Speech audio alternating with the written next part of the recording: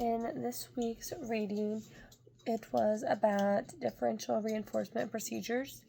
So the first one we talked about was incompatible behavior, which is provided for the occurrence of a behavior that is physically incompatible with the behavior reduced, which could be hard for a lot of students, honestly.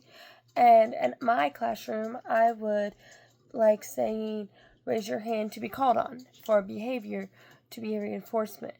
And also being like saying, control the blurt, stop blurting out. It's not okay to blurt out. You're disrupting your peers. You're making it harder for them to understand the material, and they are not able to control it. So I would have a procedure of telling them, once you have a question, raise your hand. And then when I call on you, that's when you are allowed to talk. Do not blurt out because it's not helpful for others.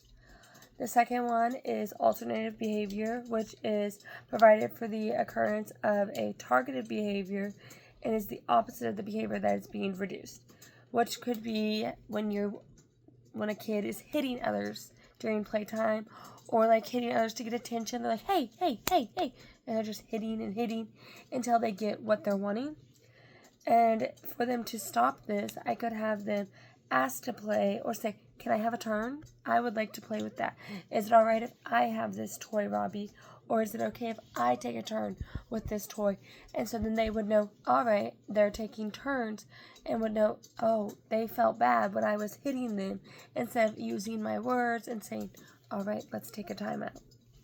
The third final one, is about other behavior, which is engaging in any response other than the target behavior for a set of time, which could be for students also another thing that's pretty difficult for them. It'd be standing in line facing forward and having a bubble in their mouth. And they would be reinforced with the other ones around them because they're going to be like, oh, Susie has a bubble in her mouth. I should probably have a bubble in my mouth.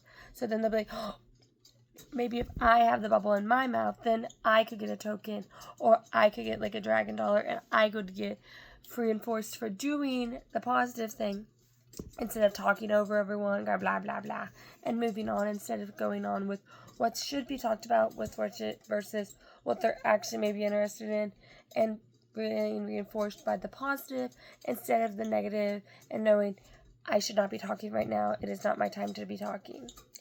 The last one that we talked about is low rates of behavior, which is the targeted behavior must be relatively acceptable, although if behavior happens at a high level, will be disruptive. And this is very common also for kids who may seek out with attention or escape tendencies because they can't really control it at the moment. Something to teach them, though, is talking with others during work time, giving them like, let's stay on topic, let's talk, but let's not be too loud because others are trying to work around you. So giving the student verbal praise, being like, I am proud of the way that you said this, and I am proud you are staying quiet and talking to your peers, but not being disruptive to others around them, causing them to stay on task and want to learn more, but then knowing when it's their turn and their group to be called on, they'd be like, oh, I know what I've talked about, and everyone is prepared, and would have them be reinforced to teach the lesson or teach the material to others because they stayed on topic instead of talking about something else that was random. Thank you for listening.